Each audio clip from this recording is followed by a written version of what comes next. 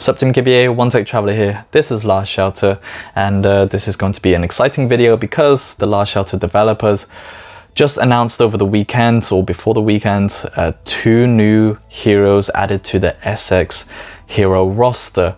We're going to have a quick look at their blog updates, and then I'm gonna kind of digest it down to the key things of what we do know and what we don't know about them, and then just some of my thoughts on their design and also how promising they may look, or just, you know, some early impressions of what we can do.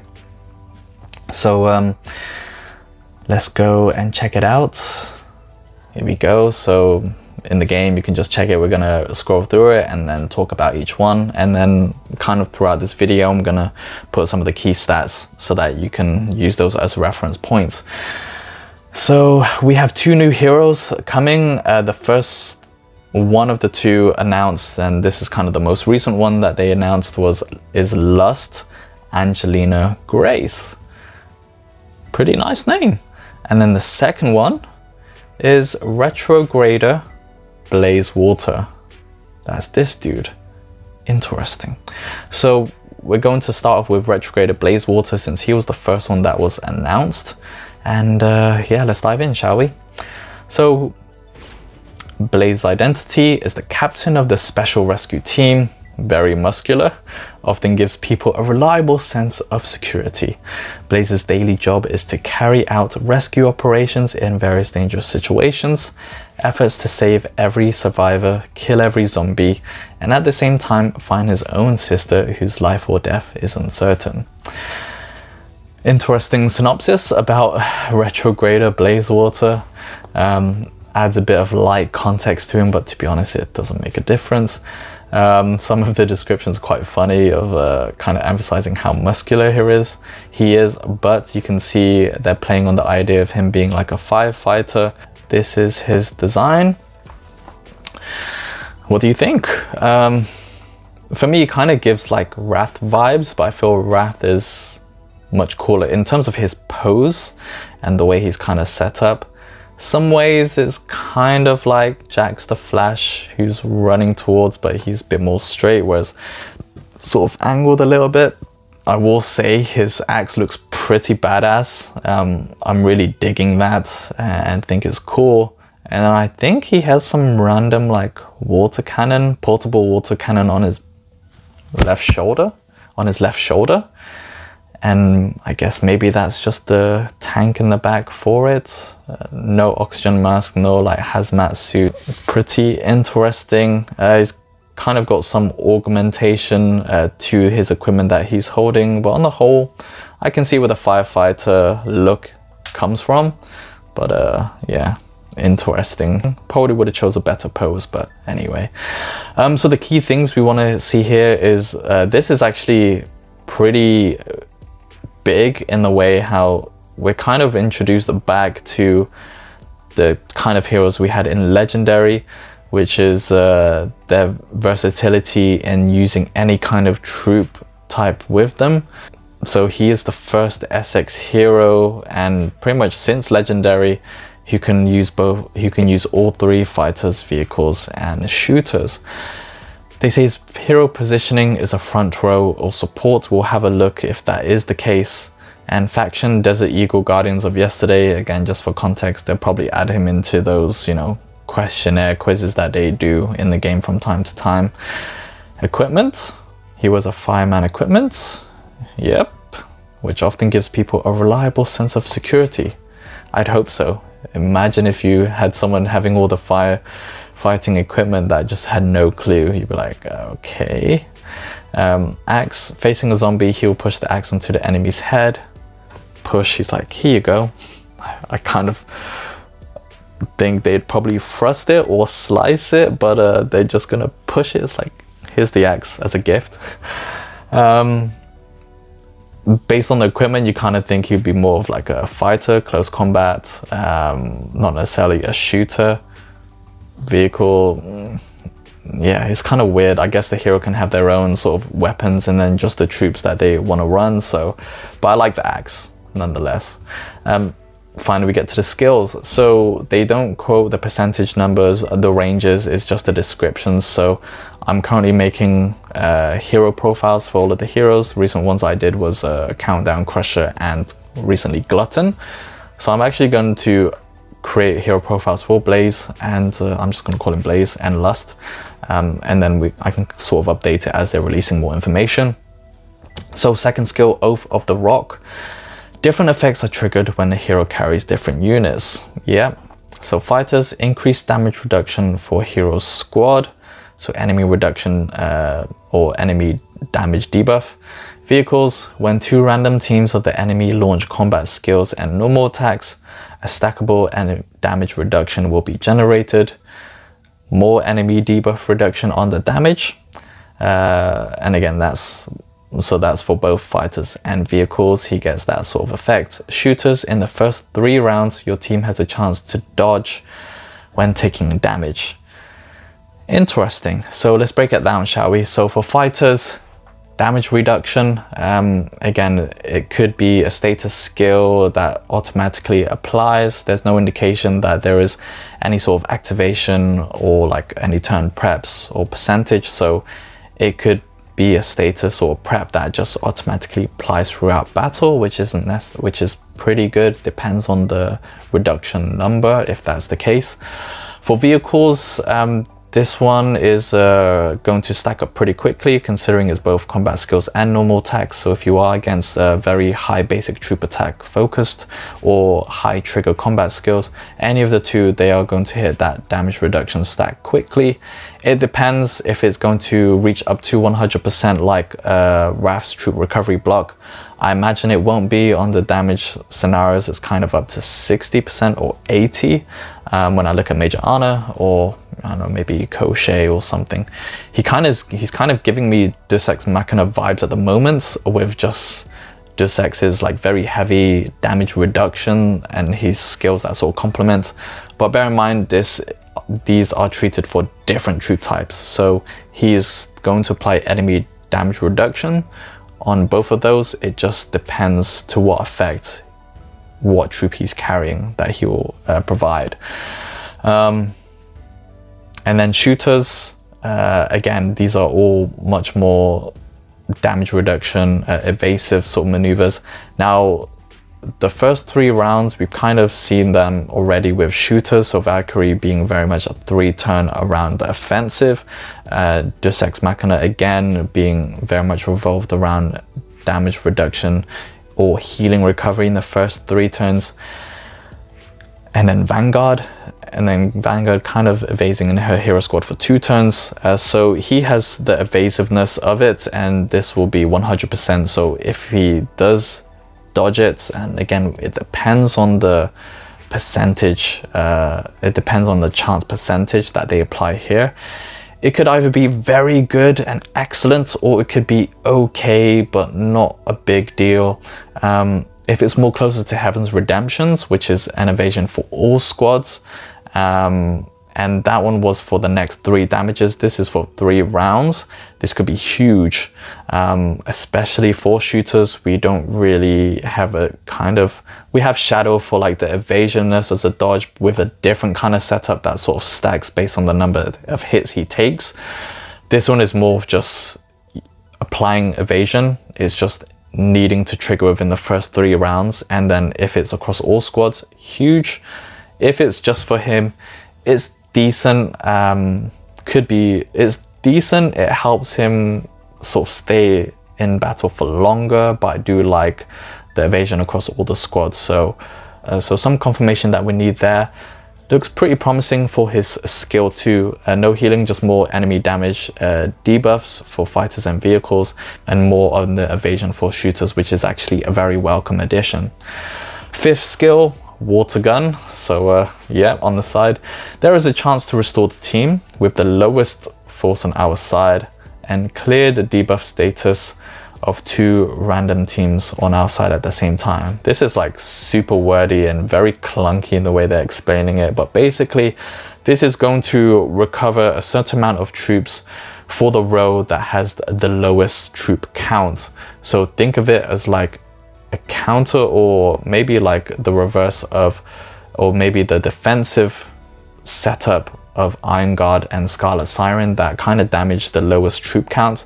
This is going to heal the lowest troop. Now for me, I really like that.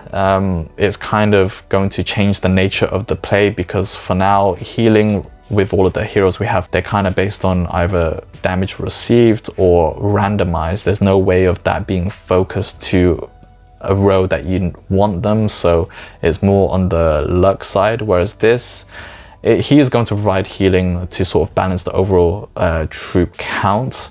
Again, it really depends on that recovery rate, how often it triggers, whether it's a combat or status skill. And he has that clear debuff status, which is like major honors. And there's probably someone else that I'm forgetting. Yeah, but clears debuff status. So that is a nice sort of protective like support for your mid back row, for your mid or back row, provided he is primarily a front row. So I like that, again, depending on healing recovery rate number, and then also the skill setup, the activation, the chance. But sounds pretty good. So I like it so far, and that is applied across any troops that he is using. So if it's fighter, vehicles, shooters, they will all take advantage, which could actually be pretty important, where you can provide healing and sort of balance out your lineups. If you know you have shooters that generally don't really have much healing outside of, you know, Koshei and Deus Ex Machina, Wings of Liberty. This one is going to be an interesting mix, as well as that debuff status that Major Ana would normally provide. I don't think Predator does. So not bad so far. You can see it's a function of damage reduction and support, as they have clearly labeled. And then finally, 8th skill, Fire Ambition. Image looks pretty dope. His axe definitely looks much smaller than that, so whether it's a reference to him or not, which I would expect it is, need to make that bigger. But Fire Ambition improves the survivability of all our forces. Interesting. The restraint on the team is reduced, and from the 4th round, the damage of the other 2 forces on our side is increased. Very wordy in terms of what we can gather from it. There's not too much, is pretty vague and generalized, so we can only speculate at this time. Survivability of all our forces, that kind of seems like it's a prop up to the defensive side of the units. It doesn't look like it's an enemy damage reduction, because they explicitly say that in the first skill. We don't see that here, so it's more of a defensive attribute. I feel it's going to be. The restraint on the team is reduced, so that could also lend to some kind of enemy debuff of some sorts. Restraint, hard to say. That could be an immunity, like a clear-minded, a clarity status, where it provides like counter protection from disarm, suppression, confused, anything like that. So yeah, survivability could be anything around keeping them alive for longer. They might have kept it vague for the meantime until we see they release the skills. Looks interesting. And then from the 4th round, damage of the other 2 forces on our side is increased. So not an uncommon type of skill setup. We do see that on the side. For example, like Kamikaze Skill 8, which siphons enemy damage 30% and then applies it to the other 2. This could just be a raw damage increase, kind of like Tech Priestesses, like damage increase for all squads for the first 3 turns. But yeah, just a damage buff increase. So again, depends on the number. This kind of seems like it's going to be a prep or status skill, with the exception of Water Gun, which looks like it could be a combat skill. And then the second skill looks like a prep, because it's just dependent on the troop. Maybe a status skill actually. So yeah, for the front row, if it is that, being either a status combat status or status combat prep, or just, yeah,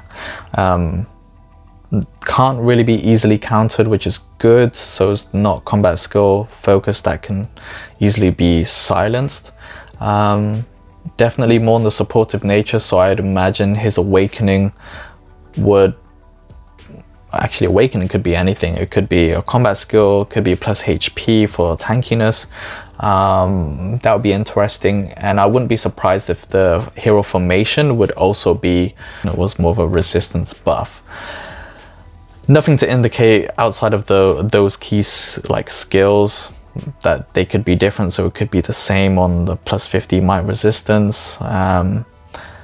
But yeah, definitely a support side, looks to be front row. They have an analysis here. They say he's a bit like a panacea, so he's kind of one that, yeah, will clear status, find cures for any status effects that might be applied to the troops, and definitely sounds like it with the vagueness of skill 8 also proving that it could be that. The second skill can improve the survivability of our troops, and the fifth skill is his core skill. Yeah, I would say so too. So I would, overall, he kind of sounds like a mixture. He could be a Vanguard or a Heaven's Redemption. If he's more like Heaven's Redemption with his evasion for all squads, like that would be huge, because Heaven's Redemption is very awesome with that. Clear debuff status, clearly inspired from Major Ana. His enemy damage reduction, anywhere from like Deus Ex Machina, Crochet. Yeah, very different in terms of, yeah, any straight up enemy damage reduction. Those two come to mind. And then damage for other forces, natural for the front protection, and then attacking, boosting them up for higher damage output. And I like that he's actually a front row. Heaven's Redemption tends, you kind of want him more in the mid. You can play him in the back as well, but you kind of want him more of that support rather than the high tankiness defensive hero that you want at the front. He looks like he's kind of got all the ingredients to be a pretty good hero. It really just depends on what those skills actually depends on how those skills translate into activation, skill numbers, healing recovery rates, the application to the squads or just him. I think he looks very promising, and I like the versatility of him being used in all different troop types. It's really gonna mix up a lot of those combinations now, and doesn't necessarily mean that you need to have Baneblade parts, because he's a bit more versatile, unless of course you are mixing the other two heroes. But yeah, his versatility sounds nice.